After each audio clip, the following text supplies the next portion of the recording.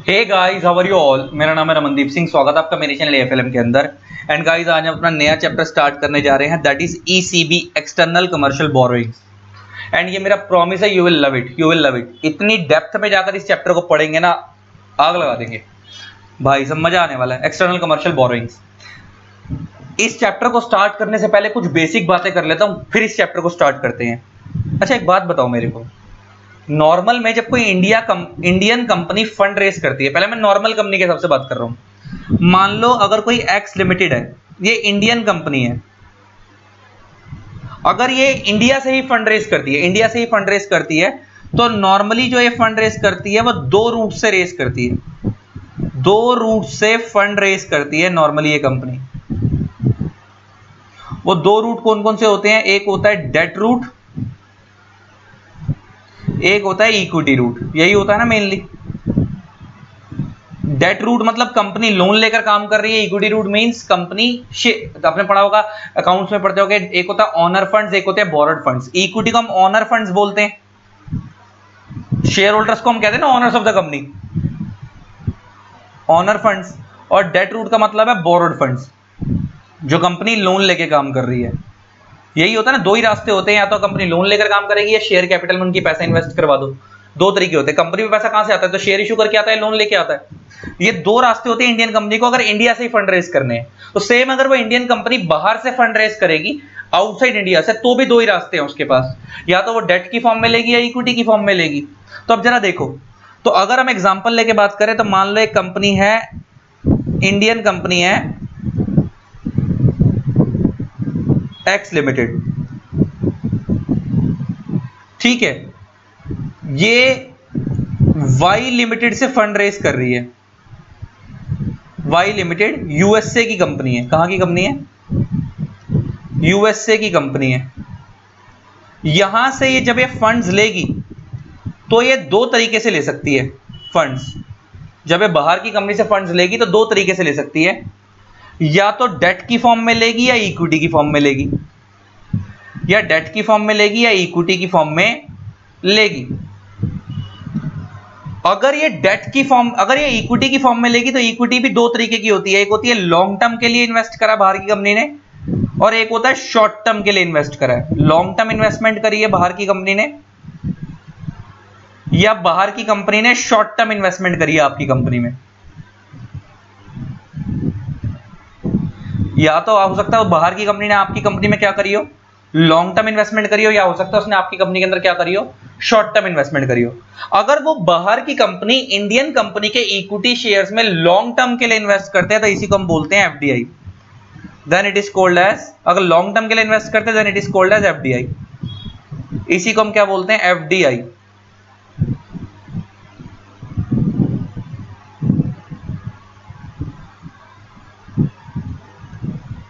Foreign direct investment, foreign direct investment,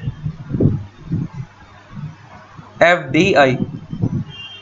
and अगर वो बाहर की कंपनी इंडियन कंपनी में इक्विटी के अंदर ही लगा रही है, लेकिन शॉर्ट टर्म पर्पस के लिए लगा रही है, then it is called as portfolio investment.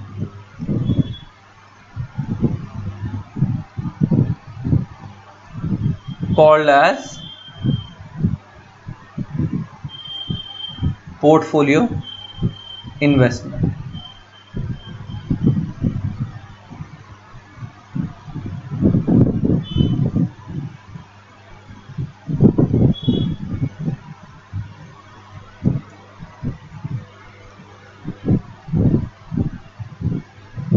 Portfolio investment, ठीक है जी। तो अगर बाहर की कंपनी इंडियन कंपनी में लॉन्ग टर्म के लिए इन्वेस्ट करती है, then it is called FDI. देखो, इसका मतलब बाहर की कंपनी इंडिया में दो तरीके से पैसा लगाएगी। यूएसए कंपनी है, इंडियन कंपनी को फंड्स दे रही है, दो तरीके से दे रही है। अगर वो इंडियन कंपनी में इक्विटी की फॉर्म में दे रही है, डेट की फॉर्म में दे रही है। अच्छा, जब वो इक्विटी की फॉर्म में दे रही है, तो हम दो चीजें देखेंगे कि वो लॉन्ग टर्म पर्पस के लिए दे रही है, शॉर्ट टर्म पर्पस के लिए दे रही है। अगर वो उस इंडियन कंपनी में लॉन्ग टर्म के लिए इन्वेस्ट कर रही है, 4 साल 5 साल के लिए इन्वेस्ट कर रही है, आराम से निकालेगी और उस कंपनी में कंट्रोल पाना चाहती है, उनका मेन एम है उस कंपनी को कंट्रोल करना। देखो नॉर्मली मुकेश अंबानी है, अगर वो रिलायंस के अंदर लॉन्ग टर्म के लिए इन्वेस्ट कर रहा है, मतलब वो क्या चाहता है, वो उस कंपनी को कंट्रोल करना चाहता है, तो वो आसानी से पैसा कभी निकालता है, नहीं निकालता। अच्छा शेयर प्राइस, अच्छा तुम्हारे मेरे ऐसा बंदा जब रिलायंस में इन्वेस्ट करता है तो जैसे शेयर का प्राइस बढ़ता है हम लोग बेच देते हैं, लेकिन क्या मुकेश अंबानी बढ़ता घटता है उससे फर्क पड़ता है? नहीं, क्योंकि वो उस कंपनी में इन्वेस्टमेंट पैसा कमाने के लिए नहीं बैठा, वो कंपनी के बिजनेस से पैसा कमाएगा, वो शेयर से कमाने के लिए नहीं बैठा, वो लॉन्ग टर्म इन्वेस्ट करके लिए बैठा, कंट्रोल पाने के लिए कंपनी में। तो सिमिलरली ये बाहर के लोग इंडिया में, अच्छा और जो तुम्हारे मेरे ऐसे लोग हैं, आज लगाया कल बेच दिया, पैसे प्राइस बड़ा बेच दिया, तो तुम्हारे मेरे से लोग हम शॉर्ट टर्म इन्वेस्टमेंट करते हैं, तो ऐसी इन्वेस्टमेंट को हम बोलते हैं पोर्टफोलियो इन्वेस्टमेंट। तो जब बाहर के लोग इंडियन कंपनी में दो तरीके से इन्वेस्ट करेंगे, या तो लॉन्ग टर्म या शॉर्ट टर्म। अगर उस इंडियन कंपनी की इक्विटी में पैसा लगा रहे हैं, अगर वो लॉन्ग टर्म के लिए लगा रहे हैं तो उसे हम क्या बोलते हैं? एफडीआई। अगर वो शॉर्ट टर्म के लिए लगा रहे हैं तो उसे हम क्या बोलते हैं? Portfolio investment. और अगर बाहर के लोग इंडियन कंपनी को लोन दे रहे हैं, लोन की फॉर्म में पैसा इन्वेस्ट कर रहे हैं, then it is called ECB. इसी को हम क्या बोलते हैं? ईसीबी। लेकिन एक चीज याद रखना, सारे लोन ईसीबी नहीं होते। अभी मैं बात करूंगा कौन कौन से लोन को ईसीबी मानते हैं। Then it is called external commercial borrowing. कितना मैंने सिंपल कर दिया ना तुम्हारे को समझने के लिए, मगर अभी मैं बार बार बोल रहा हूं, सारी ईसीबी, हर तरीके का लोन जब आप बाहर से ले रहे हो तो वो ईसीबी नहीं है। किसको ईसीबी मानेंगे? और ऐसा नहीं कि किसी से भी लोन ले लोगे तो ईसीबी हो जाएगी। अभी हम पढ़ेंगे कि ईसीबी के लिए भी कंडीशन है कि आप इन्हीं पर्टिकुलर लोगों से लोगे और इसी तरीके का लोन लोगे तभी ईसीबी कहलाएगा, वरना ईसीबी नहीं कहलाएगा। वो भी हम पढ़ेंगे। लेकिन फिर भी मैंने सिंपल सोबर अगर समझाया तो क्या कि इंडियन कंपनी जब इंडिया से भी फंड रेज करती है तो दो ही तरीके से करती है, तो डेट रूट से, इक्विटी रूट से। डेट रूट से लेगी तो बोरोड फंड्स है, इक्विटी रूट से लेगी तो ऑनर फंड्स है। और वही इंडियन कंपनी जब बाहर से पैसा लेती है तो वो दो तरीके से लेगी, वहां पे अब भी वापस डेट रूट से, इक्विटी रूट से। तो पहले इक्विटी रूट में दो तरीके की इन्वेस्टमेंट हो गई। अगर बाहर की कंपनी इंडियन कंपनी में इन्वेस्ट कर रही है इक्विटी रूट में तो दो तरीके से करेगी, तो लॉन्ग टर्म या शॉर्ट टर्म। अगर लॉन्ग टर्म करेगी तो उसी को हम एफडीआई बोलते हैं, और शॉर्ट टर्म करेगी तो उसे हम पोर्टफोलियो इन्वेस्टमेंट बोलते हैं। क्योंकि लॉन्ग टर्म के लिए कोई भी बंदा जब इन्वेस्ट करेगा तो उस कंपनी में कंट्रोल पाना चाहेगा, और शॉर्ट टर्म के लिए मतलब जैसे प्राइस बढ़ा तो बेच दिया, प्राइस अगर वो नॉर्मल है, स्टेबल है तो रखे रखा। और डेट रूट का मतलब है कि जब आप डेट की फॉर्म में पैसा ले रहे हो, बाहर की कंपनी आपको लोन की फॉर्म में पैसा दे रही है, then it is called external commercial borrowing. लेकिन एक्सटर्नल कमर्शियल बोरोइंग को एक्चुअल में खाली लोन ले लिया बाहर के लोगों से तो वो ईसीबी नहीं है। उसमें बताया हुआ है प्रॉपर, अभी ईसीबी हम पढ़ेंगे कि इन लोगों से ले सकते हो। देने वाले कौन होंगे ये भी बताया हुआ है, लेने वाले कौन होंगे ये भी बताया हुआ है, और किस किस तरीके का आप लोन ले सकते हो ये भी बताया हुआ है। तो तीनों चीजें डिफाइन है। जब वो सारी कंडीशंस पूरी होंगी तभी वो एक्सटर्नल कमर्शियल बोरोइंग कहलाएगा। जब वो सारी कंडीशंस पूरी होंगी तभी वो एक्सटर्नल कमर्शियल बोरोइंग कहलाएगा। अच्छा एक बात और बताओ, मैंने तुम्हारे को एक चीज बताई थी, इंडियन कंपनी जब भी बाहर की किसी कंट्री से लेन देन करती है, अच्छा इंडिया से पैसा बाहर जा रहा है या बाहर से पैसा इंडिया में आ रहा है, तो मैंने तुम्हारे को बताया था इंडिया में एक एक्ट है फॉरेन एक्सचेंज मैनेजमेंट एक्ट 1999, वो लगेगा ही लगेगा। फॉरेन एक्सचेंज मैनेजमेंट एक्ट 1999 वो लगेगा ही लगेगा। जब भी इंडिया से पैसा बाहर जाएगा या बाहर से पैसा इंडिया में आएगा तो एक एक्ट लगता है इंडिया में, कौन सा? FEMA, foreign exchange management 1999। और ये एक्ट मैंने आपको ऑलरेडी पढ़ा दिया है, और आपको पता है कि इंडिया से पैसा बाहर जाता है और बाहर से पैसा जब इंडिया में आता है तो फेमा लगता है। तो इस फेमा का ही एक सेक्शन है 63D, section 6 subsection 3 clause D. इसी फेमा का एक सेक्शन है सेक्शन 63D, ये अलाउ करता है कि कोई भी इंडियन कंपनी ईसीबी ले सकती है। तो जो Indian company external commercial borrowing कर रही है वो लेने की पावर किसने दी है? इस सेक्शन ने दी है। तो जब एक चीज समझ आ गई कि जब भी आपकी कंपनी एक्सटर्नल कमर्शियल बोरोइंग करेगी, और इसी फेमा के अकॉर्डिंग हमारे इंडिया में ईसीबी जब हम करते हैं तो ईसीबी के लिए कोई अलग से एक्ट नहीं है, ईसीबी के लिए ईसीबी पॉलिसी बनाई गई है इंडिया में, एक्सटर्नल कमर्शियल बोरोइंग पॉलिसी, कि ईसीबी को रेज करने के लिए क्या क्या तरीका है, किस किस तरीके से रेज कर सकते हो, कौन कौन रेज कर सकते हो, उसके लिए इंडिया में पॉलिसी बनाई हुई है। तो वो पॉलिसी जो बनी है वो भी फेमा ने अलाउ करा इसलिए बनी है। तो इसका मतलब वो ईसीबी पॉलिसी इंडिया में बनी है, जो आप जब आप इंडिया से बाहर से जब फंड रेज करोगे ईसीबी की फॉर्म में, तो वो आपको किसने, वो पॉलिसी बनाने की पावर किसने दी है? फेमा ने दी है। फेमा के सेक्शन 6 सबसेक्शन 3 क्लॉज डी ने दी है। तो ले देखिए समझ आ गई कि जब आप लोन लोगे बाहर से तो सेक्शन 63D ने अलाउ करा है कि आप बाहर से ईसीबी की फॉर्म में पैसा ले सकते हो, और उसके लिए आपको क्या फॉलो करनी पड़ेगी? ईसीबी पॉलिसी फॉलो करनी पड़ेगी। तो ईसीबी पॉलिसी तो फॉलो करनी है, वो अब हम इस चैप्टर में पढ़ेंगे कि ईसीबी पॉलिसी क्या है, वो तो हम पढ़ेंगे ही। साथ में क्या फॉलो करना है? फेमा एक्ट भी फॉलो करना है, फेमा का एक्ट भी फॉलो करना है। इसीलिए पहले मैंने आपको फेमा करवाया, बाद में मैं ये करवा रहा हूँ ईसीबी पॉलिसी। और किस सेक्शन से पावर आई मैंने तुम्हारे को वो बता दी, सेक्शन 6 सबसेक्शन 3 क्लॉज डी से पावर आई फंड रेज करने की लोन की फॉर्म में बाहर से। अब ईसीबी को अगर मैं सिंपल सी भाषा में समझाऊं तो क्या है, मैं तुम्हें दिखवाता हूं, लिखो तो लिखो ECB is nothing but commercial loans raised bye eligible resident entities. ECB की फुल फॉर्म क्या है, ECB की डेफिनेशन क्या है, ECB इज नथिंग कुछ नहीं है, क्या है, commercial loans raised bye eligible resident entities. सारे शब्दों को समझना है, रेजिडेंट पहला वर्ड है रेजिडेंट। अच्छा रेजिडेंट का मतलब क्या लेना है, एज डिफाइंड इन फेमा। अच्छा जब आपने फेमा में रेजिडेंट की डेफिनेशन पढ़ी थी तो वहां पे आपने पढ़ा था रेजिडेंट इंडिविजुअल उसको मानते हैं जो इंडिया में 183 डेज और मोर रहा हो। मैंने आपको बताया भी था कि फेमा में जो फेमा के अकॉर्डिंग रेजिडेंट है और जो क्या कहते हैं इनकम टैक्स एक्ट के अकॉर्डिंग रेजिडेंट है वो दोनों अलग हैं, क्योंकि इनकम टैक्स में रेजिडेंट उसको मानते हैं जो इंडिया में प्रीसीडिंग फाइनेंशियल ईयर में 182 डेज और मोर रहा हो, और फेमा में हम उसको मानते हैं जो 183 डेज और मोर रहा हो, मोर देन 182 डेज देखते हैं, मतलब एग्जैक्ट 182 डेज फेमा में कवर नहीं होते, लेकिन इनकम टैक्स एक्ट में एग्जैक्ट 182 भी कवर होते हैं और मोर कवर होते हैं, लेकिन फेमा के अंदर मोर देन 182 कवर होता है, एग्जैक्ट 182 डेज कवर नहीं होता। प्लस इसके अलावा जो कंपनी इंडिया में बनी है वो भी रेजिडेंट है, प्लस के अलावा कोई एलएलपी इंडिया में बनी है वो भी रेजिडेंट है। तो ले दे के एज पर फेमा रेजिडेंट हम किसको मानते हैं, जो कि क्या है, एज पर फेमा हम रेजिडेंट किसको मानते हैं, क्या बोल रहा था मैं, हाँ एज पर फेम रेजिडेंट किसको मानते हैं, सबको। इंडिविजुअल के केस में उनको जो इंडिया में मोर देन 182 डेज रहे हो, बाकी कंपनी एलएलपी वगैरह सब किस में आती हैं, रेजिडेंट के अंदर आती हैं, जो इंडिया में बनी है, जो इंडिया में बनी है। अच्छा एलिजिबल का मतलब है कि इन्होंने एक ना लिस्ट दे रखी है, एलिजिबल का मतलब है कि इन्होंने ना एक लिस्ट दे रखी है कि खाली यही लोग इंडिया से बाहर से पैसा मंगवा सकते हैं, तो खाली वही लोग मंगा सकते हैं जिनका उन लिस्ट में नाम है, इसके अलावा बाकी लोग बाहर से फंड रेज नहीं कर सकते ईसीबी की फॉर्म में। मतलब वो फंड रेस करते हैं उनके ऊपर दूसरे लॉ लगेंगे, उनके ऊपर ईसीबी वाले लॉ नहीं लगेंगे। ईसीबी के लॉ खाली किस पे लगेंगे, जो एलिजिबल का मतलब है उन्होंने एक लिस्ट दे रखी है कि इन लोगों को ये लोग ले सकते हैं। और एंटिटी का मतलब क्या है,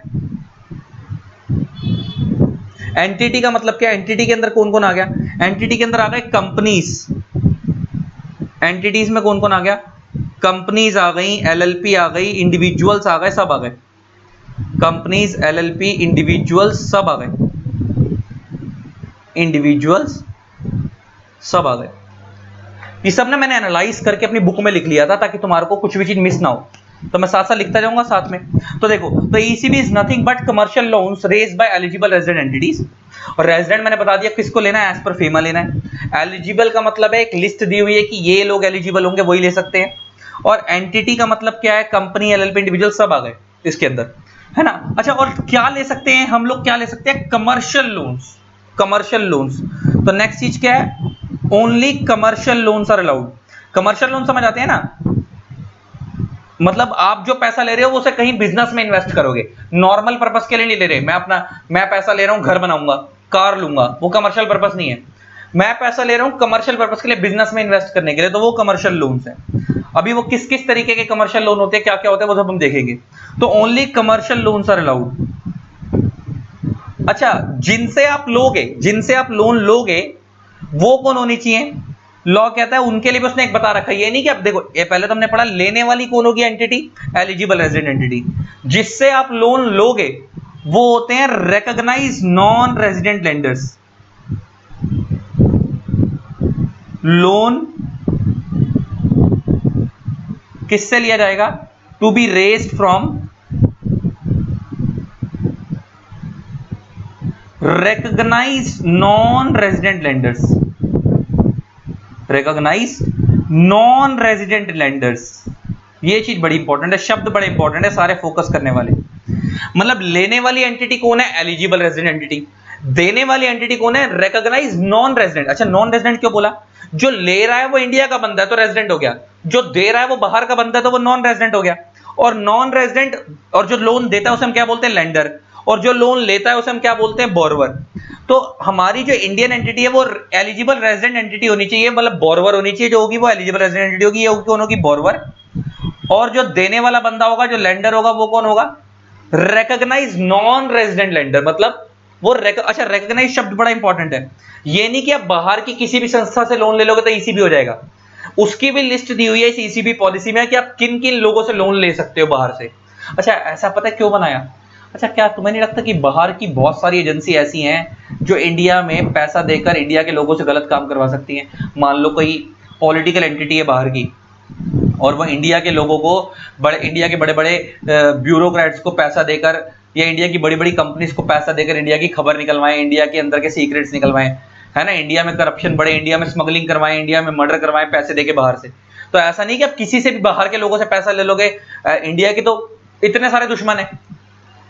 तो अगर हम सबसे लोन लेना अलाउ कर देंगे, सबसे पैसा लेना अलाउ कर देंगे, तो बहुत सारे लोग ऐसे होंगे बाहर के जो इंडिया को लोन की फॉर्म में पैसा दिखाएंगे कि हमने इनको लोन की फॉर्म में पैसा दिया है, और इंडिया के लोगों से रिश्वत दे देकर वहां से पैसा देकर गलत काम करवाएंगे, इंडिया में इंडिया की सीक्रेट इंफॉर्मेशन निकलवाएंगे, इंडिया में स्मगलिंग करवाएंगे, इंडिया में करप्शन करवाएंगे, बहुत सारी चीजें गलत गलत करवाएंगे। तो इसलिए उन्होंने पहले ही बोल दिया कि ये नहीं कि आप किसी की भी बाहर की एंटिटी से लोन ले लोगे तो ईसीबी हो जाएगा।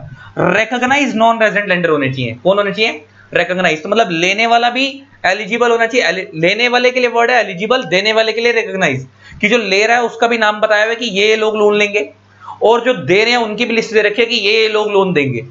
और तीसरी चीज ये है कि जो लोन दिया जाएगा वो किस पर्पस के लिए दिया जाएगा? कमर्शियल पर्पस के लिए दिया जाएगा। अगर ये सारी कंडीशंस पूरी होंगी तो ही वो क्या कहलाएगा? ईसीबी कहलाएगा। तो ही वो क्या कहलाएगा? एक्सटर्नल कमर्शियल बोरोइंग कहलाएगा। समझ आ गई? तो अब एक चीज लिखो, यहाँ पे एक नोट डालो, लिखो, मैं लिखवा रहा हूं, नोट डालो, एक लिखो, मैंने एक एनालिसिस डाला था, लिखो,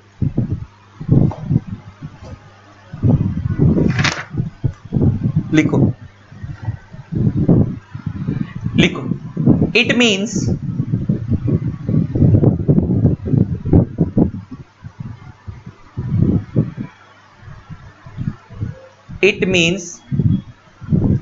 three things to be considered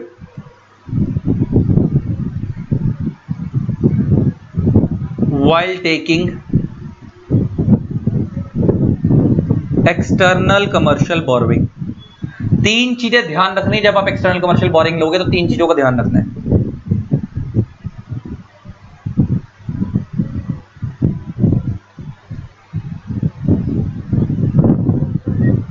Three things are to be considered. Three things are to be considered while taking external commercial borrowings. क्या क्या कंडीशन है? पहला, borrower should be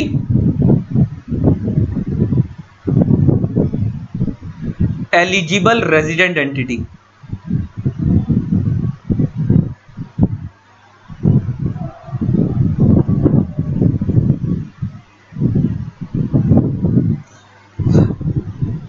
Lender should be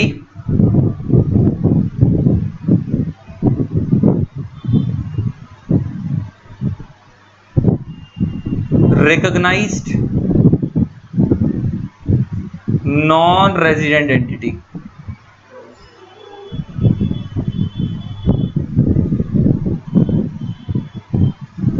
Recognized non-resident entity. Third, loan should be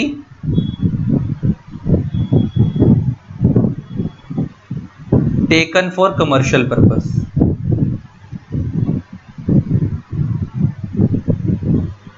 Commercial purpose.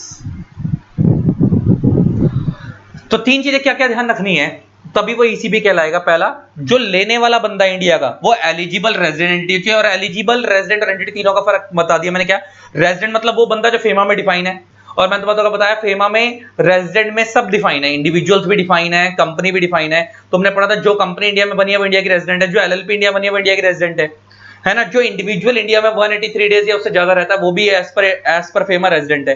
तो पहली बात तो, और entity के अंदर सब आते हैं, इंडिविजुअल, कंपनी, एलएलपी सब आती है। और एलिजिबल का मतलब एक लिस्ट दी हुई है कि ये लोग ही लोन ले सकते हैं बाहर से।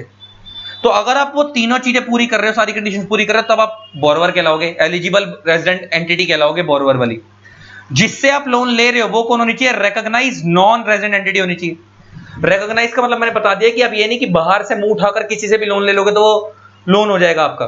वो रिकॉग्नाइज होना चाहिए। लेंडर कौन होना चाहिए? रिकॉग्नाइज होना चाहिए। और वो जो एंटिटी जो आपको लोन दे रही है वो नॉन रेजिडेंट एंटिटी होनी चाहिए। कौन सी होनी चाहिए? नॉन रेजिडेंट, मतलब इंडिया की नहीं है, इंडिया से बाहर की है और नॉन रेजिडेंट है। और जो आप, और वो रिकॉग्नाइज है, ये नहीं किसी से भी ले लिया, रिकॉग्नाइज होनी चाहिए लॉ के द्वारा। उसको भी पढ़ेंगे हम कौन कौन है, वो रिकॉग्नाइज में कौन कौन आते हैं। और जो लोन होना चाहिए वो कमर्शियल पर्पस के लिए होना चाहिए, सेल्फ कंजम्पशन वगैरह के पर्पस के लिए, पर्सनल पर्पस के लिए नहीं होना चाहिए। अगर ये सारी कंडीशंस पूरी होंगी तो ही ईसीबी कहलाएगा, वरना नहीं कहलाएगा। ठीक है जी। अब हम इसको बुक से स्टार्ट करेंगे और अपना बेस बनवाएंगे। अब देखते हैं क्या है बुक से। तो अब गाइस पढ़ना स्टार्ट करो। देखो बुक से, external commercial borrowings, external commercial borrowings are commercial loans. मैंने बताया हम कमर्शियल पर्पस के लिए ले रहे हैं। कौन लेता है? Eligible resident entity. अब तुम्हारे को पता है एलिजिबल रेजिडेंट एंटिटी कौन है, मैंने ब्रीफ में बताया था। From recognise non resident entities, ये भी अब तुम्हारे को पता है, जिनको रिकॉग्नाइज नॉन रेजिडेंट लेंडर भी बोलते हैं। पढ़ा ना अभी कि बोरोवर कौन होना चाहिए? Eligible resident entity. लेंडर कौन होना चाहिए? Recognise non resident entity. यही बताया ना, recognise non resident entity. And should confirm to the parameters such as minimum maturity, permitted and non permitted end uses, maximum all in cost ceiling etcetera. अब ये मैं तुम्हारे को बताता हूँ क्या चीज है, अभी आगे इसके बारे में पढ़ोगे।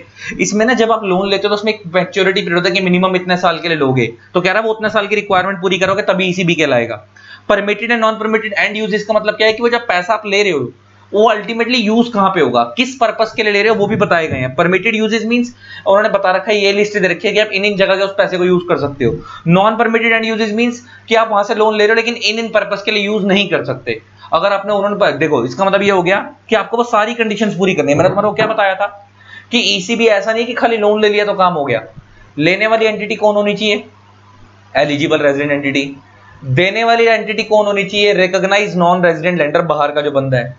और जब आप लोगे तो उसके बाद भी कुछ कंडीशंस है जो हमारे को पूरी करनी पड़ती हैं। वो कंडीशंस पूरी होंगी तो ही ईसीबी कहलाएगा, वरना नहीं कहलाएगा। उन कंडीशंस में क्या क्या आता है कि आप कितने साल के लिए ले रहे हो, उस पैसे को कहां यूज करोगे, और कमर्शियल पर्पस के लिए भी ले रहे हो तो कहां यूज करोगे। तो बहुत सारी चीजें जब सारी पूरी होंगी तभी वो ईसीबी का क्राइटेरिया माना जाएगा कंप्लीट। और अगर वो नहीं पूरा कर रहे तो क्या होगा? अच्छा, एक चीज और सुनना पड़े ध्यान से, मैं तुम्हें एक चीज और बताता हूं नॉलेज के लिए। अगर आप ऑल पैरामीटर्स फॉलो कर पा रहे हो, अगर आप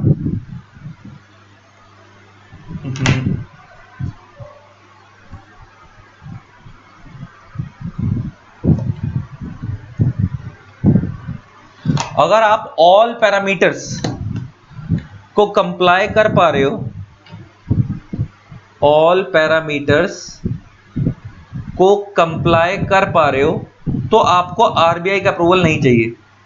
आरबीआई का approval, no need of RBI approval.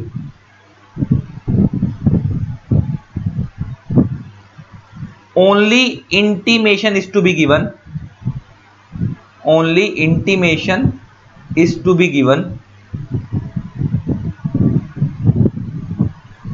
after taking the loan। इस लाइन का मतलब क्या समझ आ गया? अगर आप ईसीबी की फॉर्म में पैसा ले रहे हो तो यहाँ पे बड़े सारे पैरामीटर दिए हुए हैं, मतलब बड़ी सारी कंडीशंस दी हुई हैं। अगर आप वो सारी कंडीशंस पूरी कर पा रहे हो और आप वो सारे पैरामीटर्स फॉलो कर पा रहे हो और उसके बाद आप लोन ले रहे हो, तो आपको आरबीआई का अप्रूवल लेने की जरूरत नहीं है। खाली लोन ले लो और उसके बाद आरबीआई को खाली इंटीमेशन देना, मतलब बता देना है कि भाई हमने लोन लिया है, हमने लोन लिया है, खाली बताना है। परमिशन लेने की जरूरत नहीं कि हम लोन लेने वाले हैं। ले लो, सीधा ले लो अगर आप सारे पैरामीटर्स पूरे कर पा रहे हो, और आरबीआई को खाली बाद में क्या कर देना? इंटीमेट कर देना। लेकिन अगर आप ऑल पैरामीटर्स में से some of the parameters comply नहीं कर रहे, आउट ऑफ ऑल पैरामीटर्स, अगर आप some of the parameters comply नहीं कर रहे, then you have to take the approval of RBI. You have to take approval of RBI before taking ECB.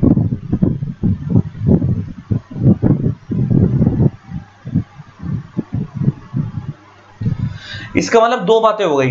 अगर आप बाहर से लोन ले रहे हो, अगर आप आउटसाइड इंडिया से ईसीबी की फॉर्म में लोन ले रहे हो, और इंडिया में जो आरबीआई ने पैरामीटर्स बता रखे लोन लेने के लिए, भी हम पढ़ेंगे बड़े सारे पैरामीटर्स, अगर आप वो सारे पैरामीटर्स फॉलो कर रहे हो तो आपको आरबीआई से अप्रूवल नहीं लेना है, खाली लोन ले लो और इंटीमेट कर देना, और आप वो सारी अप्रूवल जो आपने पैरामीटर्स हैं वो जो फॉलो करें उसकी वो रिकॉर्ड दिखा देना कि ये देखो भाई ये सारे डॉक्यूमेंट हमने सारे पैरामीटर फॉलो करे थे।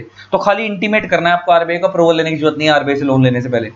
लेकिन अगर आप आरबीआई के सारे पैरामीटर्स को फॉलो नहीं कर पा रहे हो, उसमें से कुछ पैरामीटर्स को फॉलो नहीं कर पा रहे हो, स्टिल आप ईसीबी लेना चाहते हो बाहर से, तब भी आप ले सकते हो, लेकिन आपको पहले आरबीआई का अप्रूवल लेना पड़ेगा। अगर आरबीआई आपको अलाउ करता है, आप आरबीआई को बताते हो कि भाई हम ये पैरामीटर फॉलो नहीं कर पा रहे, स्टिल अगर आरबीआई कहता है आप लोन ले लो तो ले लो, कोई दिक्कत वाली बात नहीं है।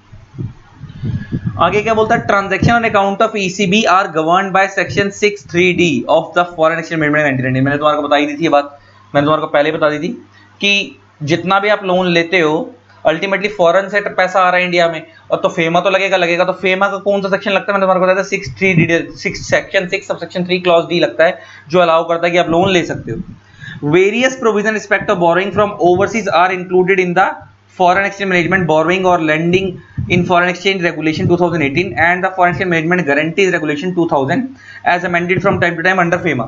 मतलब कह रहा है इसके अलावा कह रहा है कुछ रेगुलेशंस और हैं जो फेमा के अकॉर्डिंग है। देखो फेमा तो एक्ट है, फॉरेन एक्सचेंज मैनेजमेंट एक्ट 1999, उसने बहुत सारे उस एक्ट के बेस पे उसने बहुत सारी रेगुलेशंस बनी हुई हैं जो आरबीआई ने बनाई है। तो कह रहा है बहुत सारी रेगुलेशंस है foreign exchange management boring regulations है, कह रहा है साथ में आपको ये वाली रेगुलेशंस भी फॉलो करनी है। और कह रहा है कि within the counters of the regulations Reserve Bank of India also show direction to the authorised person. अच्छा, ऑथराइज्ड पर्सन की डेफिनेशन भी मैंने तुम्हारे को कहां पढ़वाई थी, फेमा में ही पढ़वाई थी। अगर तुम्हारे को याद हो फेमा के अंदर ऑथराइज्ड पर्सन की डेफिनेशन तुम्हारे को अगर याद हो, मैं फेमा में लेके जाऊं, फेमा फेमा फेमा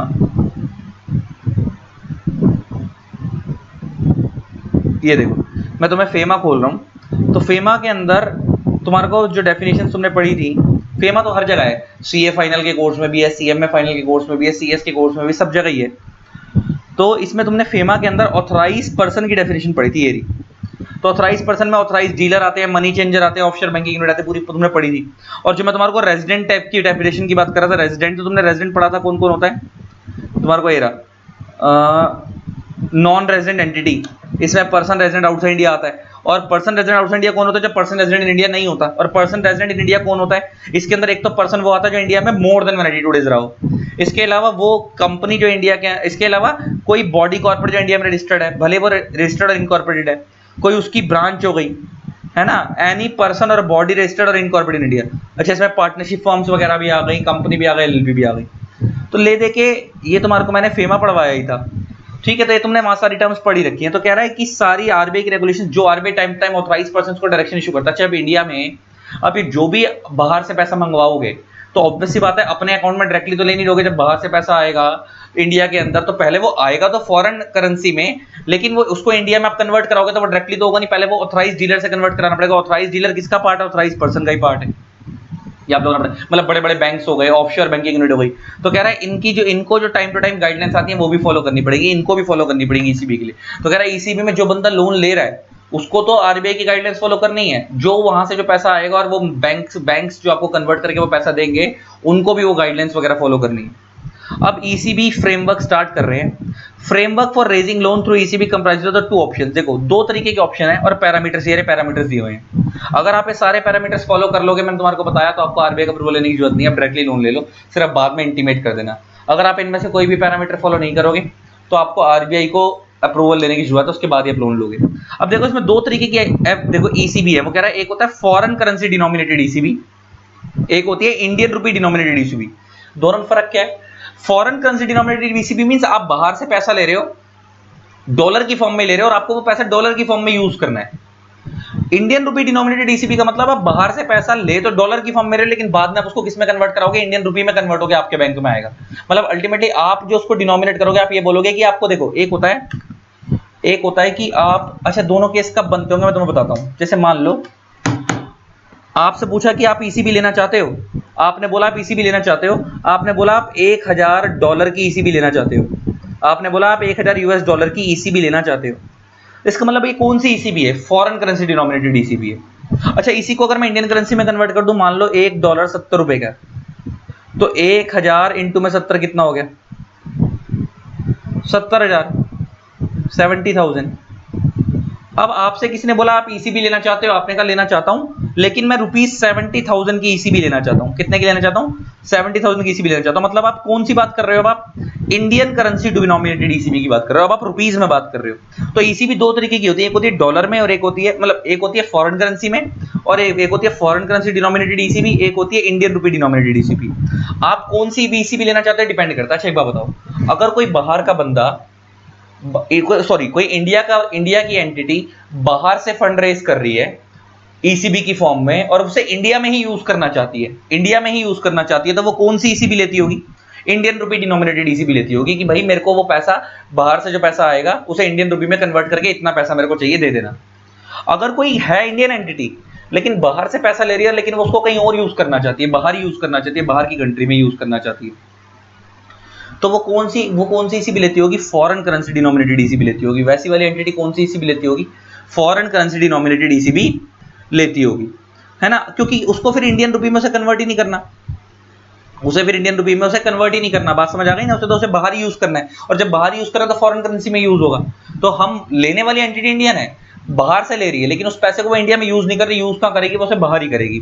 तो तब भी वो एक्सटर्नल कमर्शियल बोरिंग कहलाएगी कि आपने बाहर से लोन लिया है, इंडियन एंटिटी ने लिया है, मगर आप उसे इंडिया में यूज नहीं कर रहे, आप उसे बाहर यूज करना चाहते हो, अपना कोई प्लांट बाहर लगाना चाहते हो, उसके लिए यूज कर रहे हो, तब भी वो ईसीबी है, लेकिन वो फॉरेन करेंसी डिनोमिनेटेड ईसीबी है। लेकिन अगर आप बाहर से पैसा लेकर उसे इंडिया में यूज करना चाहते हो, तो इंडिया में तो ऑब्वियस सी बात है आपको इंडियन रुपी में चाहिए, तो आप बात करके लोगे भाई, बैंक से, अपने ऑथराइज डीलर से बात करके लोगे कि भाई मेरे को बाहर से इतने रुपीज में पैसा दिलवा दे, मेरे को बाहर से किसी बैंक से इतने रुपीज में पैसा दिलवा दे, तो आप रुपी इंडियन डिनोमिनेटेड ईसीबी लोगे, तो आप पे जो पैसा इंडिया में आएगा वो आएगा तो वहां से डॉलर से, लेकिन आपके बैंक अकाउंट में जो कन्वर्ट हो जाएगा वो इंडियन रुपी में आएगा। दूसरा तरीका होता है कि आप पैसा ले रहे हो, आपको पता होगा, मैंने तुम्हारे को फेमा में पढ़वाया था कि आप एक ऐसा बैंक अकाउंट भी खुलता है, foreign currency non FCNR account में तुम्हारे को पढ़वाया था, जिसके अंदर तुम्हारा फॉरेन करेंसी में पैसा रखा जाता है, पढ़वाया था ना। तो उसके अंदर आप क्या करवा सकते हो कि आप बाहर से पैसा लेकर फॉरेन करेंसी में रखवा सकते हो, और आप उसको बाहर फॉरेन करेंसी में यूज करोगे, तो उसके लिए आप कौन सा अकाउंट खुलवाते हो? फॉरेन करेंसी डिनोमिनेटेड ईसीबी, आप वो वाला पैसा मंगवाते हो। तो दो तरीके की ईसीबी होते हैं, आपको समझ आ गया? फॉरेन करेंसी डिनोमिनेटेड ईसीबी और इंडियन रुपी डिनोमिनेटेड ईसीबी, दोनों में फर्क क्या समझ आ गया? कि जब आप बाहर से पैसा इंडिया में मंगवाओगे और आपको इंडियन करेंसी में यूज करना उस पैसे को, तो आप इंडियन रुपी डिनोमिनेटेड ईसीबी मंगाओगे। अगर आप बाहर से पैसा ले रहे हो, लेने वाली एंटिटी इंडियन ही है, लेकिन आप उस पैसे को इंडिया में यूज ही नहीं करना चाहते, आप उसे बाहर यूज करना चाहते हो, तो ऑब्वियस सी बात है उसे फिर कन्वर्ट करा के क्या करोगे इंडिया में? आप फॉरेन करेंसी में उसे रखना चाहोगे, तो फिर वो फॉरेन करेंसी डिनोमिनेटेड ईसीबी होगी, तो वो आप उसका बेसिकली तब आप वो वाली करेंसी लेते होगे, फॉरेन करेंसी वाली ईसीबी। तो अब इसका मतलब देखो, लेने समझने वाली चीज क्या है कि एलिजिबल इंडियन रेजिडेंट एंटिटी है, एलिजिबल रेजिडेंट एंटिटी है, ये बोरोवर है, और मान लो ये इंडिया की है, और ये रिकॉग्नाइज नॉन रेजिडेंट लेंडर है, ये रिकॉग्नाइज नॉन रेजिडेंट एंटिटी है।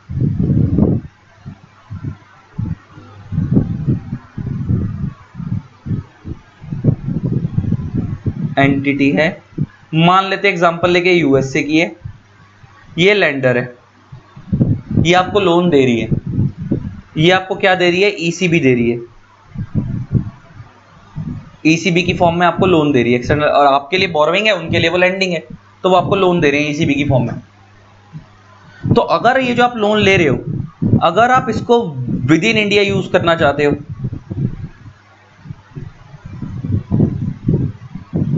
तो आप इंडियन रुपी डिनोमिनेटेड ईसीबी लोगे,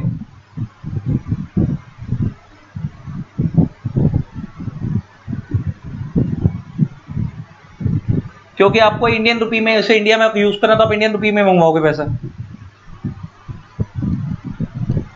अगर आप उसको आउटसाइड इंडिया यूज करना चाहते हो,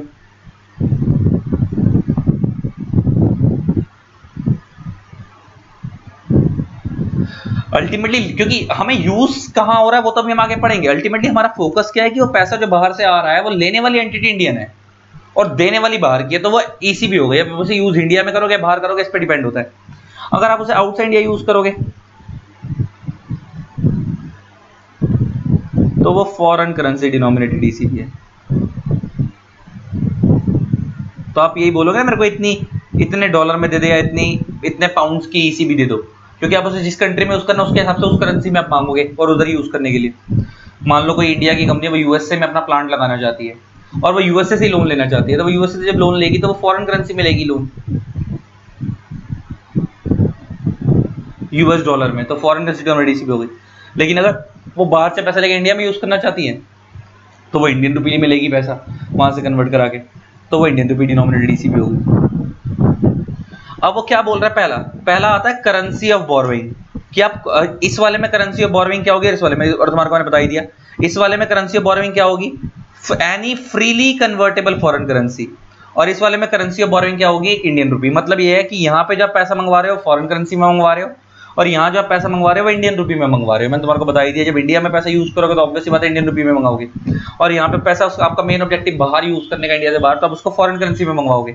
अच्छा, लेकिन यहाँ पे इसने एक शब्द यूज करा है foreign freely convertible foreign currency. ये फ्रीली कन्वर्टेबल फॉरेन करेंसी क्या होती है, मैं जरा उसके बारे में बात करता हूँ। पहले मैं इनको बोल्ड कर देता हूँ यार, रुको, पहले तो मैं ऊपर वालों को अंडरलाइन कर दूं।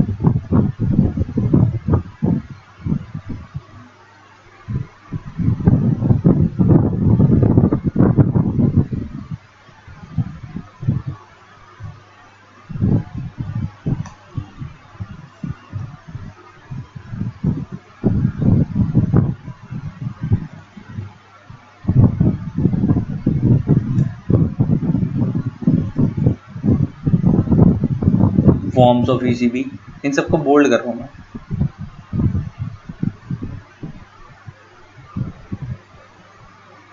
एलिजिबल बोरोवर्स,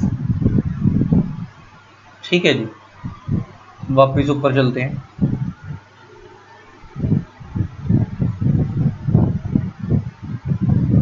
यहां पे एक शब्द आ रहा है, क्या शब्द आ रहा है, any freely convertible foreign currency. पढ़ रहे हो ना, any freely convertible foreign currency. Freely convertible का मतलब है कि ऐसी फॉरेन करेंसी जिसको आप कभी भी किसी भी कंट्री की करेंसी में कन्वर्ट कर लो इजीली, कोई दिक्कत नहीं आएगी। और फ्रीली फॉरेन कन्वर्टेबल करेंसी के अंदर ना बेसिकली 4 आती हैं। फ्रीली फॉरेन कन्वर्टेबल करेंसी के अंदर बेसिकली 4 आती हैं मेनली। करेंसी के अंदर मेनली 4 आती हैं। एक आती है US dollar, USD, American dollar जिसको बोलते हैं, यूनाइटेड स्टेट्स डॉलर। एक हो गई आपकी यूरो, यूरोप के अंदर जो करेंसी चलती है। एक हो गई पाउंड, इंग्लैंड वगैरह में जो चलती है।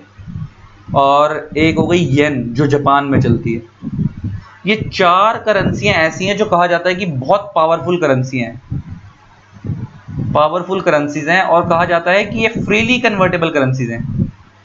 फ्रीली कन्वर्टेबल करेंसीज का मतलब है कि इसको ये करेंसी ऐसी है जो किसी भी कंट्री में एक्सेप्ट हो जाएंगे, आप इनको कहीं पे भी चला लो।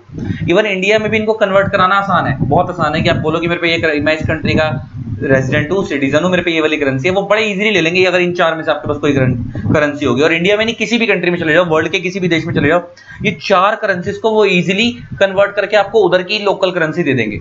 ये बड़ी इजीली एक्सेप्ट हो जाती हैं, तो इसलिए मैंने बहुत पावरफुल करेंसीज बोलते हैं। तो कह रहा है कि जो आप मेनली जब आप पैसा लो, कह रहा है जब आप मेनली पैसा लो बाहर से, तो आप किस करेंसी में लो, यूएस डॉलर में। तो सारी इसने इसका यहाँ पे सारी कवर नहीं करी है, खाली वो वाली करेंसीज कवर करी है जो फ्रीली कन्वर्टेबल है। और फ्रीली कन्वर्टेबल में मेनली मेरे हिसाब से 4 आती हैं, अगर और आती हैं तो मेरे को पता नहीं, लेकिन जहां तक मैंने एनालाइज करा सिचुएशन को और जब मैंने जब सर्च करा तो 4 आती हैं उसके अंदर मेन ये। उसके अंदर क्या, इसका आज क्या एक चीज और क्लियर हुई, क्या फॉरेन डिनोमिनेटेड ईसी में क्या सारी फॉरेन करेंसीज कवर हो रही हैं, कि आप किसी में ले लो, या आप मेनली जो ईसी भी लोगे वो इन 4 करेंसी की फॉर्म में लो, इन 4 में लो। क्योंकि इनमें अगर इन करेंसीज से आप लोन ले रहे हो, इन करेंसीज की फॉर्म में अगर आप लोन ले रहे हो, तो ये वाली करेंसी का जो लोन है वो आप इसको किसी भी कंट्री में इजीली कन्वर्ट करा सकते हो। नेक्स्ट आता है फॉर्म्स ऑफ ईसीबी। अब फॉर्म्स ऑफ ईसीबी का मतलब है आप किस फॉर्म में पैसा लोगे, किस फॉर्म में लोन लोगे, लोन लेने के कौन कौन से रास्ते हैं, अब वो पढ़ेंगे। अब हम इसको मैं ऐसे कर दूं, इसको मैं पैराग्राफ बनवा दूं, इसको ऐसे बना देते हैं, रुक जाओ, थोड़ा सा वो ज़्यादा बेटर हो जाएगा, पढ़ना आसान रहेगा।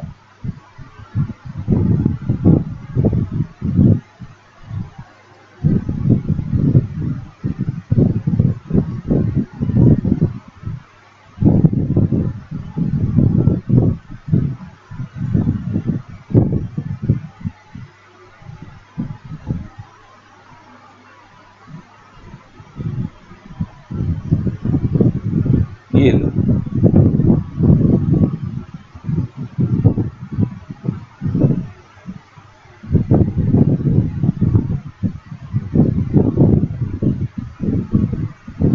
इसको भी कर दे ठीक।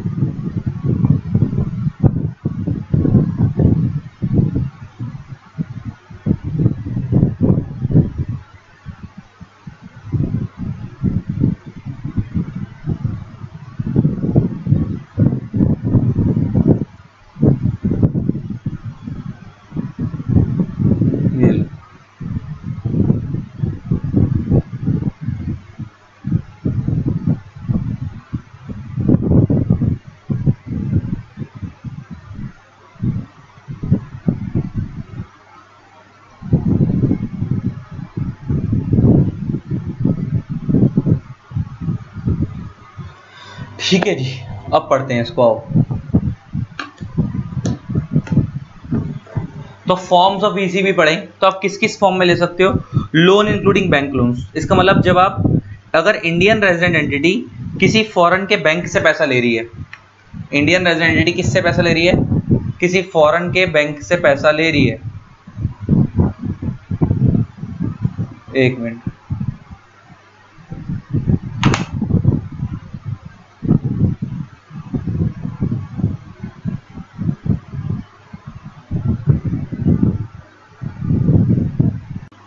तो अब देखो, फॉर्म्स ऑफ ईसीबी का मतलब है हम किस किस तरीके से बाहर से पैसा लेंगे लोन की फॉर्म में और वो ईसीबी माना जाएगा।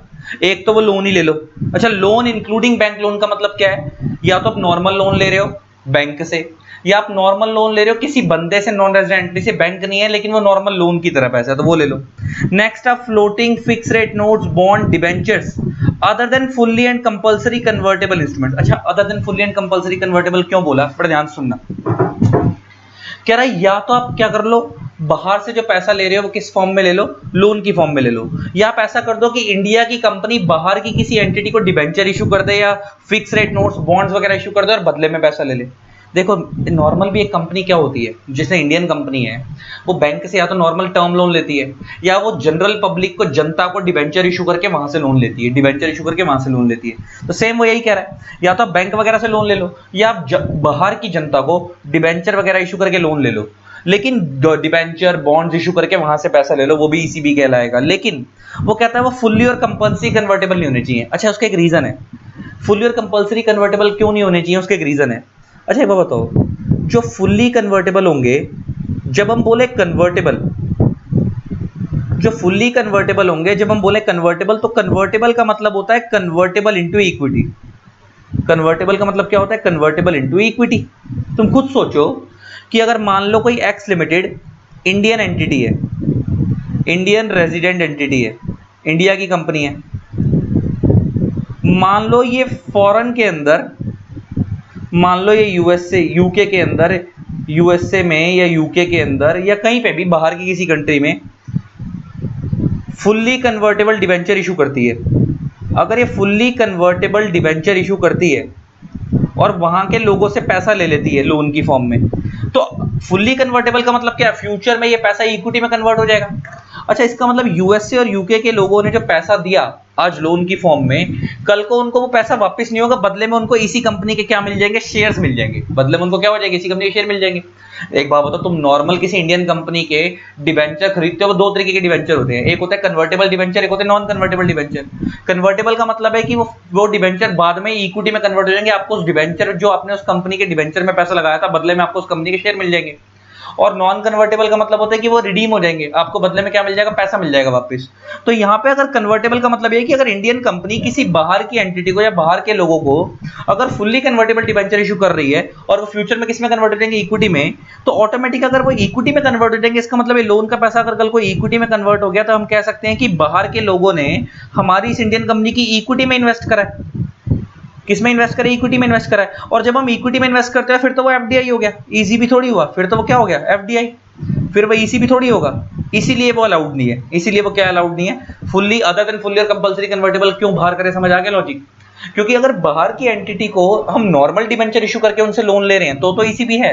अगर हम उनको convertible debenture, fully convertible debenture issue करके लोन ले रहे हैं, तो वो साला डिबेंचर का पैसा इक्विटी में कन्वर्ट हो जाएगा। और जब अगर वो पैसा इक्विटी में कन्वर्ट हो जाएगा, इसका मतलब ये होगा कि बाहर के लोगों ने हमारी कंपनी की इक्विटी में पैसा लगाया, इंडियन कंपनी की, तो फिर तो वो ईसी भी थोड़ी रहा, फिर तो वो एफडीआई हो गया, और वो अलाउड नहीं है। एफडीआई के प्रोविजन तो डिफरेंट है, फिर एफडीआई फॉलो करा, ईसीबी में क्यों आ रहे हो?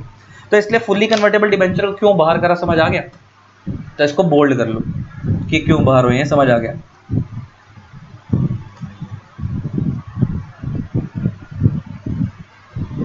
नेक्स्ट आता है ट्रेड क्रेडिट बियॉन्ड 3 इयर्स। अच्छा, ट्रेड क्रेडिट का मतलब क्या है? कि आपने बाहर के लोगों से गुड्स लिए क्रेडिट पे, किसी, आप इंडिया के इंपोर्टर हो, तो वो भी वही ईसीबी कहलाएगा। अच्छा, बियॉन्ड 3 इयर्स का मतलब क्या, जरा समझ लो। मतलब मान लो एक इंडियन एंटिटी है एक्स लिमिटेड, एक्स लिमिटेड, ये इंपोर्टर है। मान लो एक वाई लिमिटेड,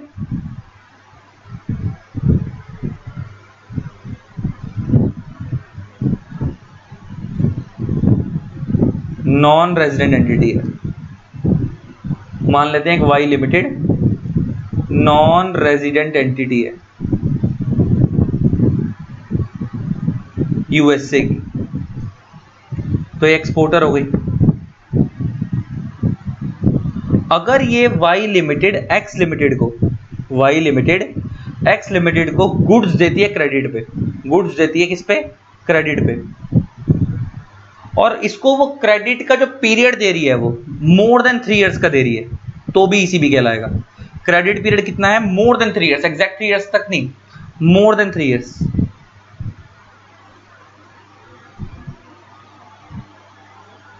अच्छा, बच्चा कहता है सर अगर लेस देन 3 इयर्स होगा, अगर क्रेडिट पीरियड 3 इयर्स और लेस होगा तो क्या वो ले नहीं सकते, क्रेडिट पीरियड 3 साल से कम का नहीं ले सकते? ले सकते हैं, लेकिन वो ईसीबी नहीं कहलाएगा, उसके लिए नॉर्मल लोन के प्रोविजन लगेंगे, फेमा के नॉर्मल प्रोविजन लगेंगे। ईसीबी के प्रोविजन कब लगेंगे, जब मतलब वो ईसीबी की कैटेगरी में फॉल नहीं करेगा। नॉर्मल लोन भी ले सकती है, मतलब अगर वो क्रेडिट पीरियड, ऐसा नहीं है कि यहाँ पे लिखा है, यहाँ बच्चे ने इसकी इंटरप्रिटेशन गलत निकाल लेते हैं। जहाँ पे लिखा है ना ट्रेड क्रेडिट बियॉन्ड 3 इयर्स का मतलब ये है कि उन्होंने आपको क्रेडिट पे गुड्स दिया और आपको 3 साल से ज्यादा का टाइम दिया चुकाने के लिए। मान लो उन्होंने आपको 4 साल का टाइम दिया, 5 साल का टाइम दिया है कि आपने जो गुड्स क्रेडिट पे लिए हमारे को इसकी पेमेंट 4-5 साल में चुका देना, तो ये ईसीबी में आएगा। एक किस्म से लोन मिल गया ना आपको, क्रेडिट पे उधार पे माल मिल गया, तो एक किस्म से लोन ही है वो, तो आप 4-5 साल में चुका देना। लेकिन बच्चा कहता है कि सर अगर मान लो 3 साल के लिए उससे कम पीरियड के लिए अगर उन्होंने आपको लोन दिया है, मतलब क्रेडिट पे गुड्स दिए, तो क्या ईसीबी नहीं है? तो वो ईसीबी नहीं है, तो नॉर्मल लोन के प्रोविजन लगेंगे, नॉर्मल फेमा के प्रोविजन अटैच होंगे। बाहर से लोन आ रहा है तो फेमा तो लगेगा ही, तो नॉर्मल प्रोविजन लगेंगे, लेकिन ईसीबी के रूल फॉलो करने की जरूरत नहीं है। तो ये हो गया। नेक्स्ट आता है फॉरेन करेंसी कन्वर्टेबल बॉन्ड्स और फॉरेन करेंसी एक्सचेंजेबल बॉन्ड्स। अच्छा, ये क्या चीज है, फॉरेन करेंसी कन्वर्टेबल बॉन्ड्स और फॉरेन करेंसी एक्सचेंजेबल बॉन्ड्स? इसमें अब सुनना बड़े ध्यान से क्या है।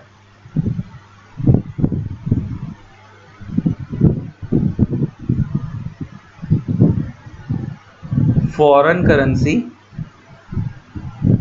कन्वर्टेबल बॉन्ड्स एंड एक होता है foreign currency exchangeable bonds.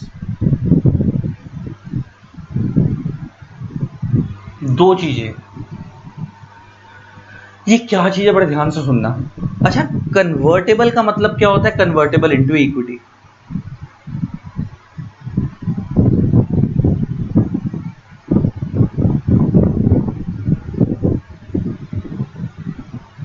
And exchangeable, foreign currency convertible bonds और फॉरेन करेंसी एक्सचेंजेबल बॉन्ड में फर्क क्या है, मैं तो समझाता हूं। इसको हम शॉर्ट में बोलते हैं एफसीसीबीस और इसको हम शॉर्ट में बोलते हैं एफसीईबीस। अब इनमें ध्यान से सुनना फर्क क्या होता है। एक्चुअल में जो फॉरेन करेंसी कन्वर्टेबल बॉन्ड्स होते हैं ना, ये फुल्ली कन्वर्टेबल नहीं होते हैं, ज्यादातर ये जो देखे जाते हैं पार्टली कन्वर्टेबल होते हैं। फॉरेन करेंसी कन्वर्टेबल है लेकिन फुल्ली कन्वर्टेबल नहीं, तो ज्यादातर क्या होता है पार्टली, क्योंकि फुल्ली कन्वर्टेबल होगा तो मतलब वो तो किस में कन्वर्ट हो जाएंगे, इक्विटी में, वो तो एफडीआई हो जाएगा। पार्टली कन्वर्टेबल होते हैं मतलब ये कुछ पैसा इक्विटी में कन्वर्ट होगा और कुछ पैसा क्या हो जाएगा, रिडीम हो जाएगा, मतलब वापस पैसा आपको चुकाना पड़ेगा। तो ये फॉरेन करेंसी कन्वर्टेबल बॉन्ड का मतलब क्या है कि इंडियन कंपनी, जैसे अच्छा इंडियन कंपनी इंडिया में, मान लो अगर कोई इंडियन कंपनी है, अगर वो इंडिया के अंदर ही कन्वर्टेबल डिवेंचर इशू करती है इंडिया के लोगों को, अगर वो इंडियन पीपल को कन्वर्टेबल डिवेंचर इशू करती है, तो जब वो कन्वर्टेबल डिवेंचर इशू करती है तो उसे हम बोलते हैं कि वो फ्यूचर में किस में कन्वर्ट हो जाएंगे, कन्वर्टेबल इनटू इक्विटी में कन्वर्ट हो जाएंगे, अगर वो इंडिया के लोगों को इशू कर रही है। अगर यही इंडियन कंपनी बाहर के लोगों को कन्वर्टेबल डिवेंचर इशू करती है तो उसे हम एफसीसीबी बोलते हैं, उसे हम क्या बोलते हैं, एफसीसीबी। लेकिन बच्चा कहता है सर ऊपर तो इन्होंने मना कर रखा था कि आप वो वाले डिवेंचर इशू नहीं करोगे जो फुल्ली कंपल्सरली कन्वर्टेबल है। उसका एक रीजन है कि फुल्ली कंपल्सरी कन्वर्टेबल का मतलब फ्यूचर में इक्विटी में ही कन्वर्ट होंगे वो प्योरली, तो वो तो क्या बन जाएगी, एफडीआई बन जाएगी। लेकिन ये फुल्ली कन्वर्टेबल जो होते हैं ना, एक कंपल्सरली नहीं होते। ये देखो, ये फुल्ली भी हो सकते हैं और पार्टली भी हो सकते हैं, लेकिन ये कंपल्सरली नहीं होते, आपकी चॉइस होती है, आपकी चॉइस होती है। इसके अंदर आपकी चॉइस होती है कि आप इसको फ्यूचर में फुल्ली कन्वर्ट करवाओगे इक्विटी के अंदर या पार्टली कन्वर्ट करवाओगे, यहाँ आपकी चॉइस है। यहाँ पे कंपल्सरली नहीं होती, जैसे ऊपर वाले में तो कहता है कंपल्सरली, अगर वो कंपल्सरली कन्वर्ट होंगे तो एफडीआई बन जाएगा। लेकिन यहाँ पे आपकी चॉइस होती है कि आप उसको कन्वर्ट करवाओ या ना करवाओ। अच्छा, आपकी चॉइस है आप उसको फ्यूचर में इक्विटी में कन्वर्ट करवाओ या ना करवाओ। अगर आप फ्यूचर में से इक्विटी में कन्वर्ट करवाओगे तो आप एफडीआई के लॉ साथ में अलग से फॉलो कर लेना। अगर आप उसे फ्यूचर में इक्विटी में कन्वर्ट नहीं कराओगे, रिडीम करवा लोगे, आप उसे पार्टली कन्वर्ट कर पार्टली, तो उसके लिए खाली जो ईसीबी के लॉ है वो तो आपने फॉलो कर ही रखे हैं, बस कन्वर्ट कर पैसे रिडीम करवा के बात खत्म कर देना। तो इसमें और इसमें फर्क समझ आया, दिक्कत क्या है, यहाँ क्यों मना करा था और यहाँ क्यों मना नहीं करा। ये भी कन्वर्टेबल थे, यहाँ पे कन्वर्टेबल को मना करा और यहाँ पे कन्वर्टेबल को अलाउ करा। बात एक ही है कि इंडियन कंपनी बाहर की कंट्री में अपने डिवेंचर इशू कर रही है कन्वर्टेबल वाले, लेकिन ऊपर कंपलसरी कन्वर्टेबल थे कि वो इक्विटी में कन्वर्ट होंगे ऊपर वाले में, तो वो अलाउड नहीं है क्योंकि वो एफडीआई बन जाएगा। और नीचे वाले में उसने क्या बोला, यहाँ पे ऑप्शनली कन्वर्टेबल है। क्या है, ऑप्शनली कन्वर्टेबल है। फॉरेन करेंसी ये भी इक्विटी में कन्वर्ट होंगे, लेकिन आपके पास चॉइस है कि आप मतलब किसके पास चॉइस है, उस इन्वेस्टर के पास चॉइस है जिसने उस एफसीसीबी को खरीदा है कि वो इसको इक्विटी में कन्वर्ट कराए या ना करवाए, उसे रिडीम करवा ले। तो उसके पास चॉइस है ना, वो कंपलसरी कन्वर्टेबल नहीं है। वो क्या है, कंपलसरी कन्वर्टेबल नहीं, उसके पास चॉइस है। अगर वो उसे इक्विटी में कन्वर्ट करवाता है तो बदले में वो क्या ले ले, मगर बेसिकली डेट की फॉर्म में, तो बदले में उसे एफडीआई के नॉर्म फॉलो करने पड़ेंगे साथ में। अगर इक्विटी में कन्वर्ट नहीं कराता तो वो खाली ईसीबी का पैसा कहलाएगा, और उसके उसने एफसीसीबी के टाइम पे लॉ तो फॉलो करे ही होंगे। अब एफसीसीबी और एफसीईबी में क्या फर्क होता है, बस ये समझ लो। फॉरेन करेंसी कन्वर्टेबल बॉन्ड में और फॉरेन करेंसी एक्सचेंजेबल बॉन्ड में क्या फर्क होता है, बस ये समझ लो, ये इंपॉर्टेंट है। फॉरेन करेंसी कन्वर्टेबल बॉन्ड के अंदर आपने जिस कंपनी के डिबेंचर खरीदे हैं, आपको उसी कंपनी के शेयर इशू होते हैं। लेकिन फॉरेन करेंसी एक्सचेंजेबल बॉन्ड में आपको डिबेंचर मिले किसी और कंपनी के, लेकिन आपको इक्विटी शेयर मिलेंगे किसी और कंपनी के। जैसे एग्जांपल लेके बात करते हैं, मान लो ये एक्स लिमिटेड है, मान लो ये नॉन रेजिडेंट इन्वेस्टर है, नॉन रेजिडेंट इन्वेस्टर है। मान लो इसने आपकी कंपनी के एफसीसीबीस परचेज करे। जब अगर इसने आपकी कंपनी के foreign currency convertible bond purchase करे, तो बदले में आपको एक्स लिमिटेड के क्या मिल जाएंगे फ्यूचर के अंदर, अगर आप इसे कन्वर्ट करवाओगे, क्योंकि फॉरेन करेंसी कन्वर्टेबल है ना, तो कन्वर्ट होके मतलब किस में मिलेंगे, वो किस में कन्वर्ट होके मिलेंगे, इक्विटी की फॉर्म में मिलेंगे। और फॉरेन करेंसी क्यों बोल रहे हैं, क्योंकि जो उनका डिनोमिनेशन होगा वो डॉलर की फॉर्म में होगा। एफसीसीबी जो होते हैं और जो एफसीईबी होते हैं हमेशा डॉलर की फॉर्म, मतलब फॉरेन करेंसी की फॉर्म में होते हैं, इंडियन रुपी की फॉर्म में नहीं होते। मतलब हम ये बोलेंगे कि हमारे को इतने डॉलर के एफसीसीबी मिले, हम ये बोलेंगे हमारे को इतने डॉलर के शेयर्स मिले बदले में। हम ये नहीं बोलेंगे हमारे को इतने रुपए के शेयर मिले या इतने रुपए का एफसीसीबी मिला। एफसीसीबी को हमेशा हम किस फॉर्म में डिनोमिनेट करते हैं, डॉलर की फॉर्म में, कि $2 का एफसीसीबी है। ऑल्दो उसकी $2 की वैल्यू इंडिया में कितनी हो गई, 140 रुपए एग्जांपल लेके बात करते हैं, तो हम ये नहीं बोलेंगे हमने 140 रुपए का एक एफसीसीबी खरीदा, हम बोलेंगे हमने $2 का एक एफसीसीबी खरीदा। मतलब एफसीसीबी एफसीईबी जो होते हैं वो हमेशा किस में डिनोमिनेट होते हैं, फॉरेन करेंसी में डिनोमिनेट होते हैं। तो कह रहा है फ्यूचर में अगर आपको जो शेयर्स मिल रहे हैं वो आपको एक्स लिमिटेड के ही मिलेंगे। किसके मिलेंगे, एक्स लिमिटेड के मिलेंगे। तो ये होते हैं एफसीसीबी, कि फ्यूचर में वो शेयर में कन्वर्ट हो जाएंगे, लेकिन वो चॉइस है आपके पास यहाँ पे इसमें। और अगर आप शेयर लेते हो बदले में, तो साथ में आपको क्या करना पड़ेगा, एफडीआई के नॉर्म भी फॉलो करने पड़ेंगे। और ये एफडीआई में पढ़वाऊंगा भी मैं तुम्हारे को, कि जब आप किसी कंपनी के एफसीसीबी खरीदते हो और अगर कल को आप उसके बदले में शेयर ले लेते हो, तो आपको एफडीआई के नॉर्म्स फॉलो करने पड़ते हैं, साथ में आपको एफडीआई के नॉर्म्स भी फॉलो करने पड़ेंगे। और एफसीईबी, ये तो हो गई एफसीसीबी की बात, फॉरेन करेंसी कन्वर्टेबल बॉन्ड की बात, फॉरेन करेंसी कन्वर्टेबल बॉन्ड की बात। अब आता है फॉरेन करेंसी एक्सचेंजेबल बॉन्ड। ये क्या होता है, फॉरेन करेंसी एक्सचेंजेबल बॉन्ड। मान लो एक्स लिमिटेड इंडियन कंपनी है, एक्स लिमिटेड इंडियन एंटिटी है, एंड वाई लिमिटेड भी एक इंडियन एंटिटी है, वाई लिमिटेड भी इंडियन एंटिटी है,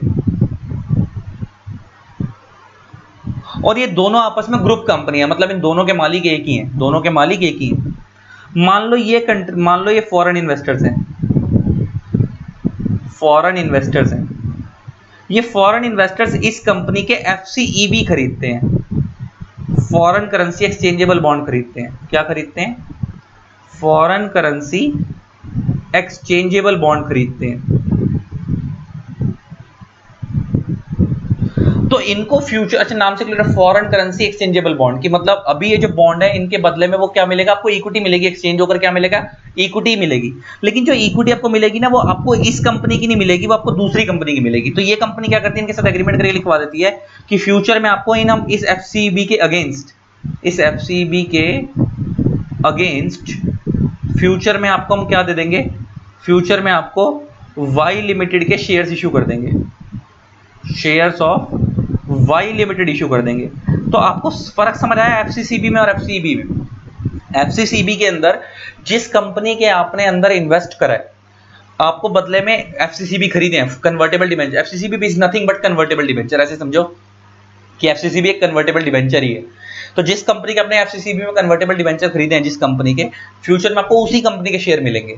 और जब आपको शेयर मिलेंगे, अभी तो आपने एफडीआई की फॉर्म में, अभी तो आपने लोन की फॉर्म में पैसा दिया, जैसे ही वो फ्यूचर में शेयर में कन्वर्ट होगा तो साथ में आपको एफडीआई के नॉर्म भी फॉलो करने पड़ेंगे, साथ में आपको एफडीआई के नॉर्म भी फॉलो करने पड़ेंगे। और अगर आप उसे रिडीम करवा लोगे तो बात खत्म। तब तो आपने एफसीसीबी के, देखो एफसीसीबी जब फ्यूचर में बात आती है तो उसमें दो ऑप्शन होते हैं, क्योंकि वो एफसीसीबी कंपल्सरली कन्वर्टेबल नहीं होते, ऑप्शनली कन्वर्टेबल होते हैं। तो इसका मतलब ये होता है कि फ्यूचर में अगर आप उस एफसीसीबी के बदले में शेयर्स लेना चाहो तो आपको एफडीआई के नॉर्म भी फॉलो करने पड़ेंगे, क्योंकि वही अल्टीमेटली वो आपका जो पैसा है वो इक्विटी में इन्वेस्ट हो रहा है उस कंपनी की, तो एफडीआई के नॉर्म फॉलो करने पड़ेंगे।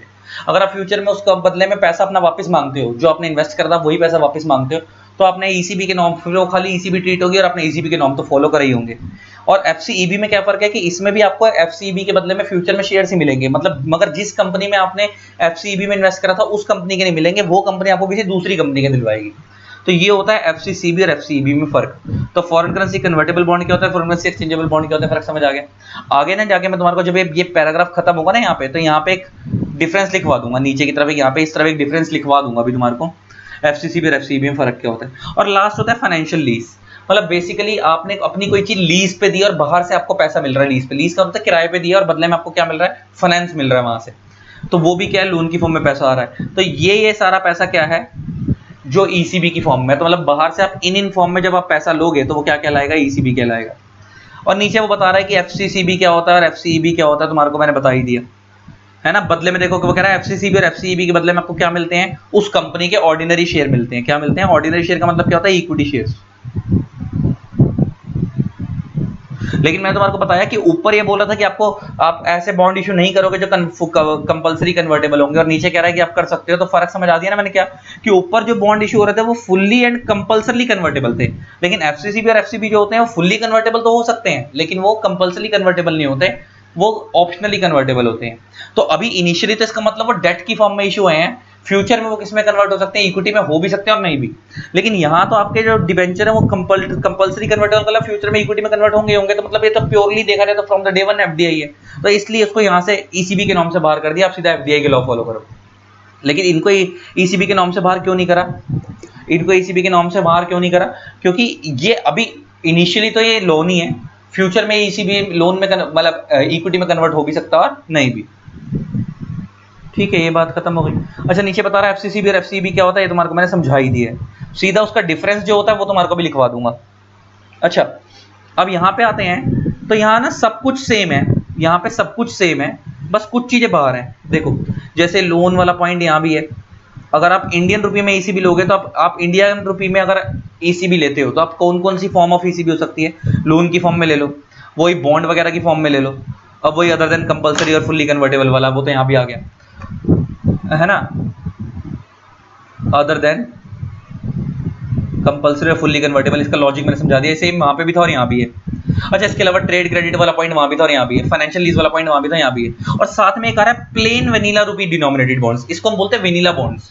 अब ये वेनिला बॉन्ड्स क्या होते हैं, कुछ नहीं है। वेनिला बॉन्ड्स का मतलब कंफ्यूज मत हो जाना, नाम आ रहा है वेनिला। वेनिला तुमने पता है सबसे पहले कहाँ सुना होगा वेनिला वर्ड, वेनिला का मतलब होता है आइसक्रीम, तुमने खाई ना वेनिला आइसक्रीम। अच्छा, आपको अगर पता हो तो वेनिला आइसक्रीम जो होती है, तुम्हें अगर पता हो, वो सबसे बेसिक आइसक्रीम होती है, सबसे बेसिक आइसक्रीम होती है।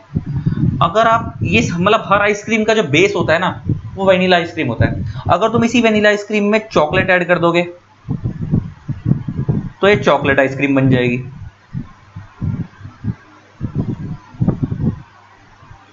अगर तुम इसी आइसक्रीम के अंदर नट्स ऐड कर दोगे तो ये नट वाली आइसक्रीम बन जाएगी। अगर तुम इसी आइसक्रीम के अंदर स्ट्रॉबेरी ऐड कर दोगे वेनिला के अंदर ही, तो ये स्ट्रॉबेरी आइसक्रीम बन जाएगी।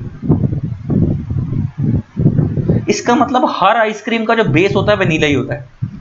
इसका मतलब मैं कह सकता हूं कि वेनिला आइसक्रीम सबसे बेसिक आइसक्रीम होती है, तो सिमिलरली वेनिला बॉन्ड सबसे बेसिक बॉन्ड होते हैं। बॉन्ड का मतलब डिबेंचर, बॉन्ड का मतलब डिबेंचर, कि आप नॉर्मली बाहर से नॉर्मल लोन ले रहे हो, नॉर्मल फॉर्म, इंडियन कंपनी अपने वेनिला बॉन्ड इशू कर रही है, ओवरसीज मींस आउटसाइड के लोगों को वेनिला बॉन्ड इशू कर रही है, मतलब सबसे बेसिक बॉन्ड इशू करती है, सबसे लोअर लेवल के बॉन्ड्स, और बदले में उनसे क्या ले रही है, लोन ले रही है। तो आप इस फॉर्म में भी ले सकते हो, ये एक्स्ट्रा पॉइंट था यहाँ पर, ये एक्स्ट्रा पॉइंट था। अच्छा, यहाँ पर एफसीसीबी और एफसीईबी कवर नहीं है, इधर एफसीसीबी और एफसीईबी कवर नहीं है जो यहाँ कवर थे। क्यों नहीं कवर, उसका रीजन है, एफसीसीबी और एफसीईबी हमेशा फॉरेन करेंसी में डिनोमिनेट होते हैं, मैंने तुम्हारे को अभी बताया ये हमेशा किस करेंसी में डिनोमिनेट होते हैं, फॉरेन करेंसी में डिनोमिनेट होते हैं, इंडियन करेंसी में डिनोमिनेट नहीं होते। तुम कभी भी ये नहीं बोलोगे कि आपने 200 रुपए के एफसीसीबी खरीदे हैं, 200 रुपए के एफसीबी खरीदे, आप हमेशा यही बोलोगे आपने $5 के एफसीसीबी खरीदे हैं या $6 के एफसीसीबी खरीदे हैं, ऐसे बोलोगे। इसका एफसीसीबी हमेशा फॉरेन करेंसी में डिनोमिनेट होता है, इसलिए बस सिर्फ यहाँ कवर हो रहे हैं, यहाँ नहीं कवर हो रहे, क्योंकि यहाँ पे इंडियन रुपी डिनोमिनेटेड की बात हो रही है, फॉरेन करेंसी डिनोमिनेटेड की बात नहीं हो रही। बस ये तुम्हारे को समझा ही दिया मैंने। अब आते हैं एलिजिबल बोरोवर्स। मैंने तुम्हारे को बताया था ना, लेने वाला एंटिटी कौन हो सकती है, करेंसी ऑफ बोरिंग पढ़ लिया, किस फॉर्म में पैसा लेंगे अब हम वो पढ़ रहे हैं। अब आते हैं एलिजिबल बोरोवर्स, कौन कौन से लोग ले सकते हैं, अब उनके बारे में पढ़ेंगे। फिर रिकॉग्नाइज्ड लेंडर के बारे में, कौन कौन से लोग दे सकते हैं उनके बारे में पढ़ेंगे। मैंने तुम्हारे को बताया था ना, 3 चीजें समझनी है। ये नहीं कि सारे लोन ईसीबी के लाएंगे, अब हमने पढ़ लिया कि कौन कौन से लोन ईसीबी के लाएंगे, ये हमने पढ़ लिया। फिर नेक्स्ट हमने ये पढ़ा था कि ये नहीं कि कोई भी बंदा मुंह उठाकर लोन ले लेगा, एलिजिबल बोरोवर्स लेंगे। अब एलिजिबल बोरोवर्स कौन होते हैं हम वो पढ़ेंगे।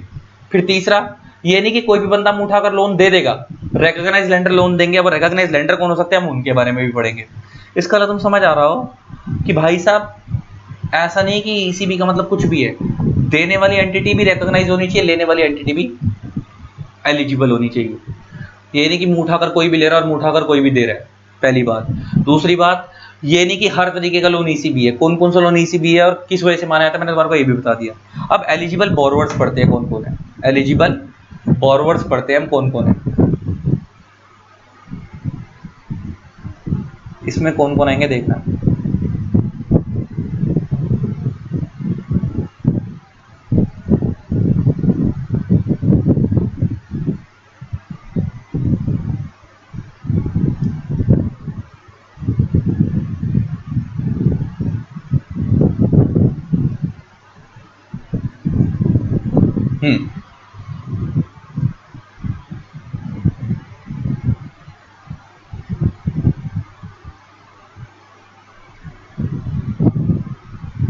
चलो हाय,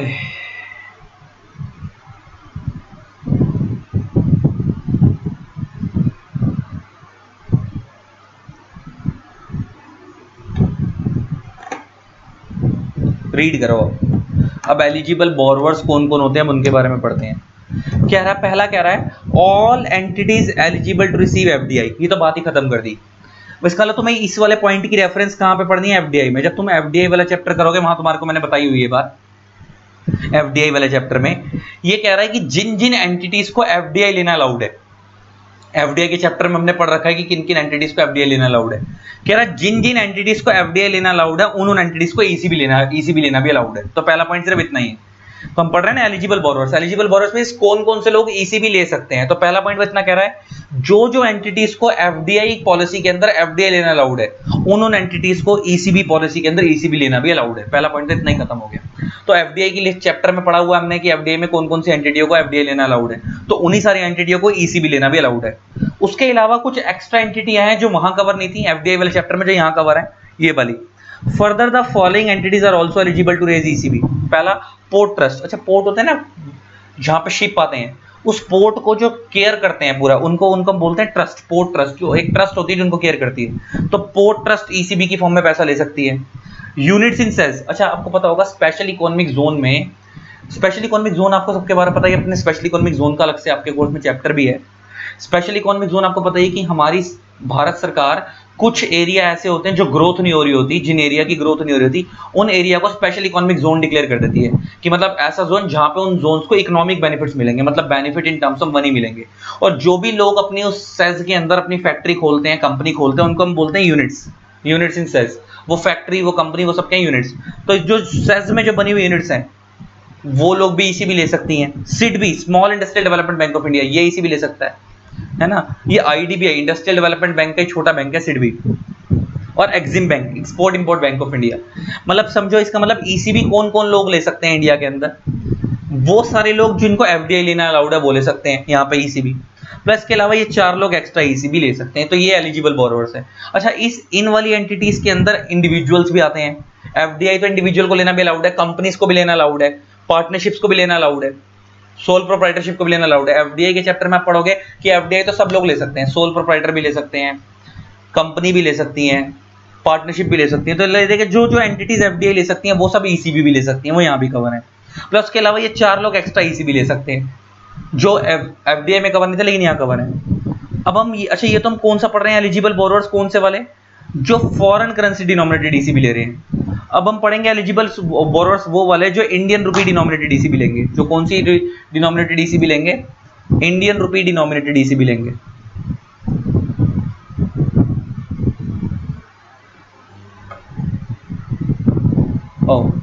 अब इसमें देखते हैं कौन कौन आते हैं। अच्छा इसमें तो इसने देखो पहला पॉइंट तो यहां वाला चेप दिया, कह रहा है all entities eligible, all entities, एक मिनट रुको,